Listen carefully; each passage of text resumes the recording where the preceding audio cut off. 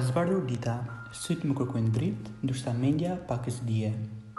Bën pak ftohtë, por libri më fal ngrohtësi e më bën të hedh pas krave petkun e ëmbël të një universi paralel. Duhet të bëni kujdes për librave. Çfarë është brenda tyre? Fjalët kanë të fuqinë të na ndryshojnë. Mos lexoni siç bëjnë fëmijët për të zbavitur apo siç bëjnë ambiciozët për të mësuar. Jo, lexoni që të jetoni.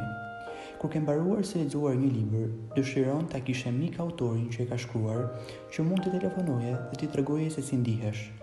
Kjo nuk parandodh. Nëse lexon vetëm librat që i lexojnë të gjithë, do të mendosh vetëm gjërat që i mendojnë të gjithë.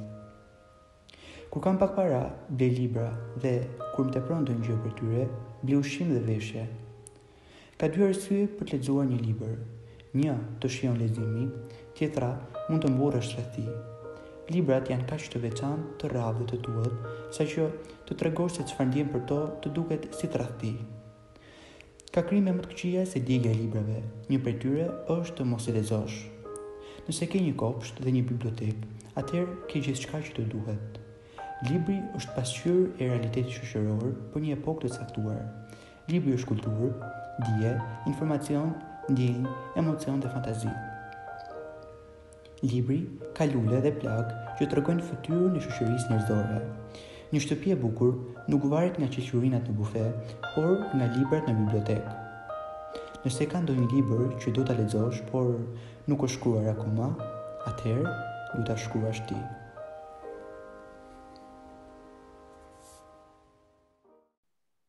Përshëndetje të gjithëve.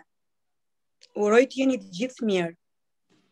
Sot është një ditë e veçantë për ne mësues të letërsisë, sepse sot është e premtja e leximit të cilët nxënësit shprehin talentin e tyre në krijim, në interpretim e në gjithçka tjetër që ka të bëjë me lidhje me letërsinë.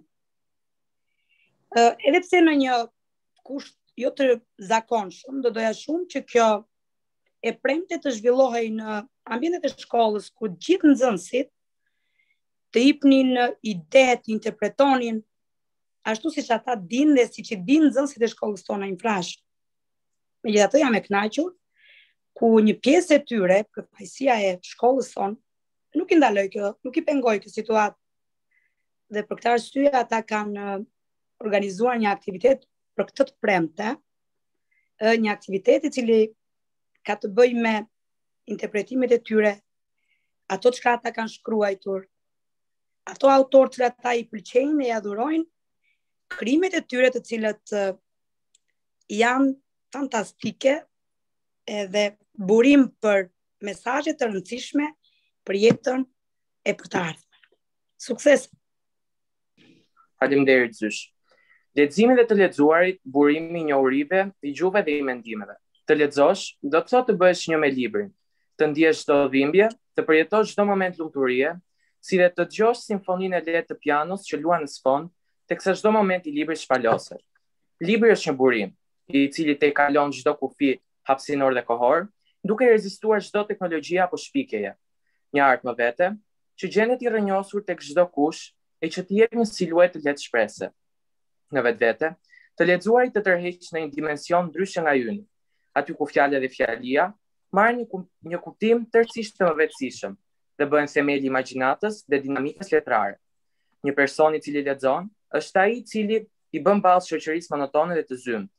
Është ai person që e sheh botën në një këndvështrim tjetër, të mbushur me optimizëm dhe gjallëri, e që gjen magjin në vetëm disa fjalë të ndërlidhura me njëra tjetrën për të formuar kryevepra letrare. Përveç pasurisë psikologjike dhe materiale, që një libër mund t'i sjellë dikujt, nuk mund të lihet pas dhe pa përmendur pasuria shpirtërore dhe ndërkaq më e vëra. I gjithë shpirti optimist vishet dhe mbulohet nga një shtres ari, duke lënë pas nga vetja e tij një copë zarti çdo moment që ecën. Dhe teksa krahasimet janë të shumta, ajo çka mbetet thelbësore është vetë libri. Horizonti i ngjyrosur e pikturuar me ngjyra të ndezura për të simbolizuar qëllimin e vetëm të tij, thyrja e barrierave dhe rrënjosja tek lexuesi. Por, keqësisht, situata e tashme që ndodhemi na ka detyruar që këtë takim ta zhvillojmë në Zoom. Dhe pikërisht, qëllimi i sotëm është zhvillimi dhe emancipimi i lexuarit si koncept në tërësi.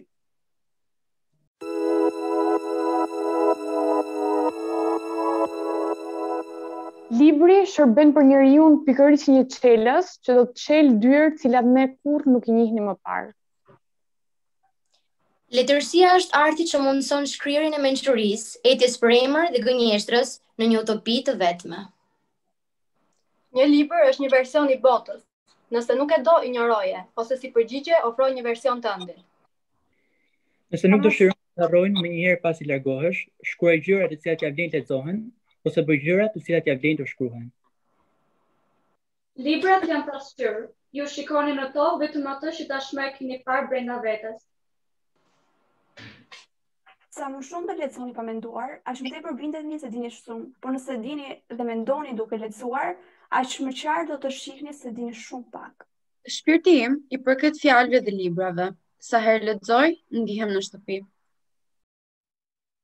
Përpos kësaj, nxënësit e shkollës në Frashëri kanë përgatitur shumë poezi dhe kanë përzgjedhur ato nga penat më novatore të cilat kanë ndihmuar në letërsinë shqiptare.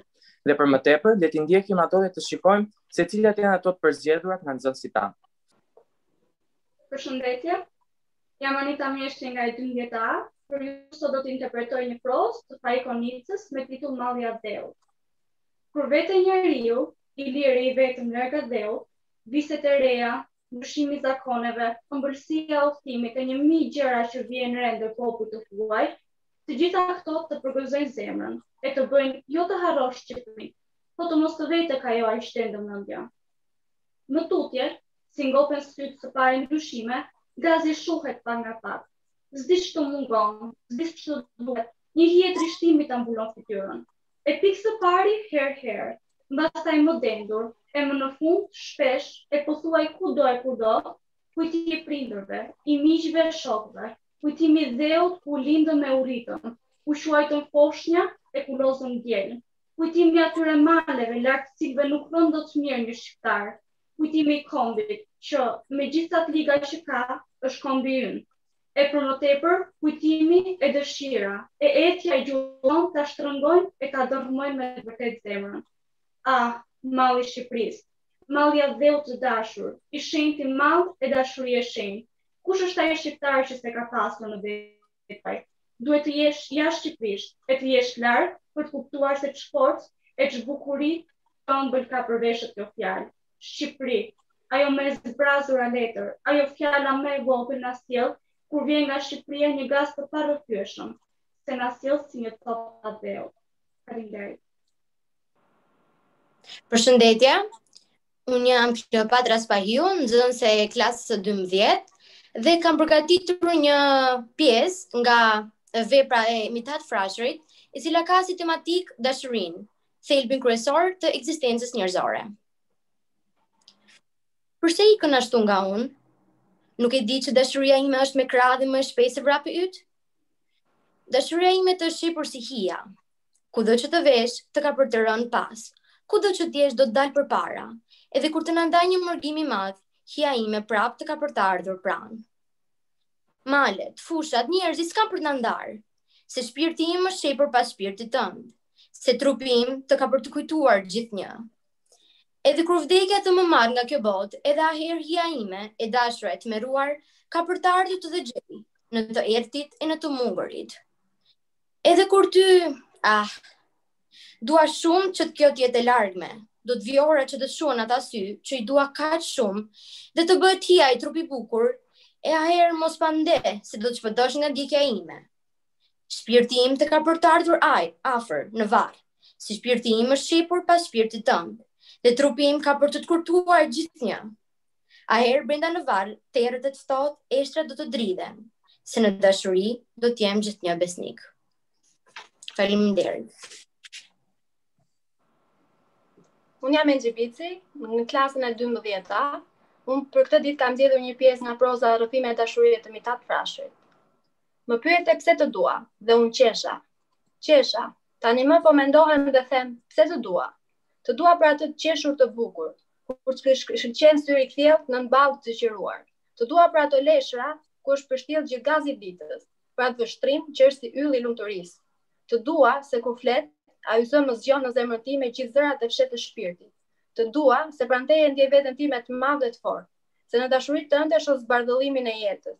Po, të dua se tek këto me gëzim të fatbartësisë e në terrët helmit, në qeshet ngjezit, në tymtet të muktit, në ngjyrë të lules, a në përkdheljet veriut, tek këto, o e dashura ime, ty të gjej dhe ty të shoh. Të dua se edhe kur të zbres në thellësi të shpirtit dhe në fund të zemrës, edhe atje thellë të gjej. Faleminderit. Përshëndetje, unë jam Dorena Lapi nga Gjimnazia Naim Frashëri. Sot kam dashur të sjell një pjesë nga shkëlqimi dhe rënia e shokut Zylo të drejtoa Gollet dhe bëhet fjalë pikërisht për një reflektim mbi filozofinë dhe natyrën. Në të vërtetë asgjë nuk është e vogël. Kushdo që ka hyrë thellë çështjeve të natyrës e di këtë. Megjithëse asnjë kënaqësi e plot nuk i është dhënë filozofisë, as kur është saktuar shkaku dhe as kur është kufizuar efekti, sot ditën si bie në dalldisje pafund për shkak të gjithë atyre shpërbërjeve të forcave që shkojnë e përfundojnë unitetin. Gjithçka punon për gjithçka. Algebra aplikohet edhe tek ret. Karrezatimi i diellit përfiton trëndafili. Asnjë mendimtar nuk do guxonte të thoshte se kundërmimi murrizi nuk i duhet yjsive. Kush mund të llogarisë udhën që bën një molekul, a mos e dim ne vallë që krijimet e botëve nuk përcaktohen as pak nga rënjët e kokrizave prirëre? Kush e njeh pra batisën dhe zbatisën reciproke të së madhes së pakufishme dhe të së vogles së pakufishme, jehonat e shkaqeve në humnerat e qenies dhe ortekët e krijimit? Edhe krijimi ka rëndësinë e vet. I vogli është i madh dhe i madhi është i vogël. Diçka është në drejt përshim kur vjen rasti. Faleminderit. Përshëndetje, unë jam Ornela Sinameta, jam në klasën e 11G dhe për ju sot kam sjell një nga krijimet e mia që kanë të bëjnë me tematikën e asaj çka po kalojmë dhe sot. Një realitet i zymt, i hirt, re zeza që mblon qiellin e ëndrave të mia. Ëndra, po a do të kenë dritë një ditë. Realitet i zymt i kohës, ama jo i mendimeve të mia, jo i shpresës time.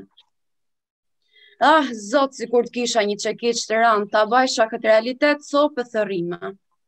Po a kthej buzëqeshjen fëmijëve të varfën, ose mos lija ma që ato buzëqeshje të çlirta, ti mbuloj maska. Të baja të mundur që drejt shpresës se cili t'i hedhi do hapa.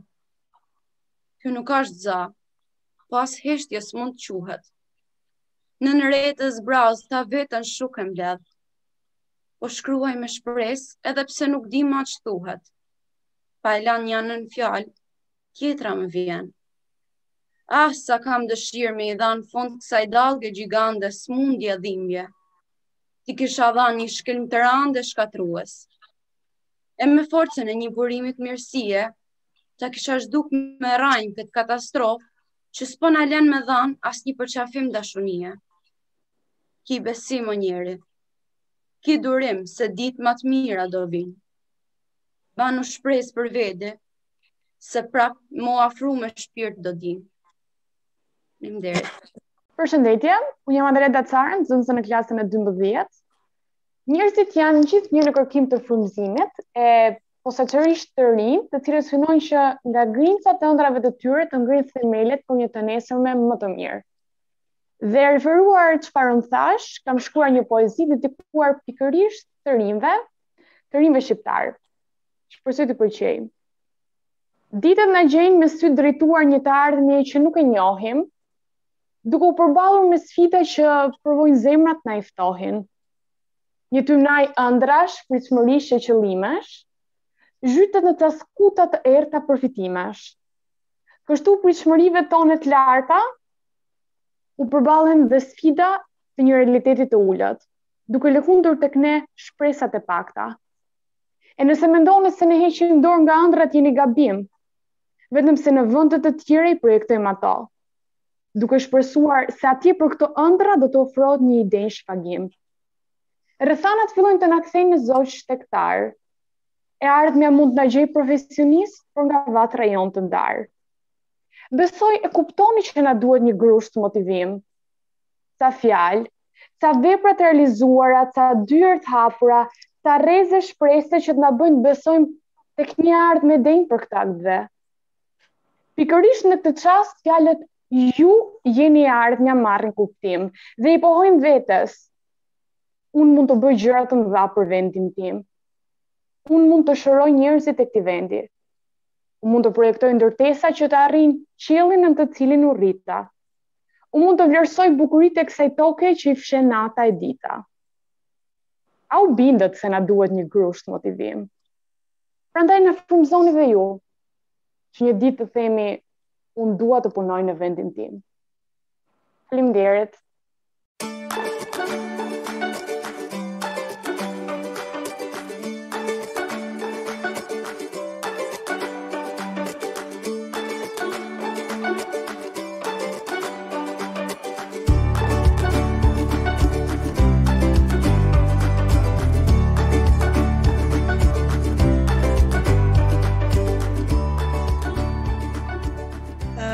Ju falenderoj gjithëve për pjesëmarrjen tuaj në këtë aktivitet. Ndoshta në një kohë të pazakont dhe shpresoj që kjo e premtja e librit të rikthehet dhe ta zhvillojmë fizikisht në shkollat tona. Sukses gjithëve.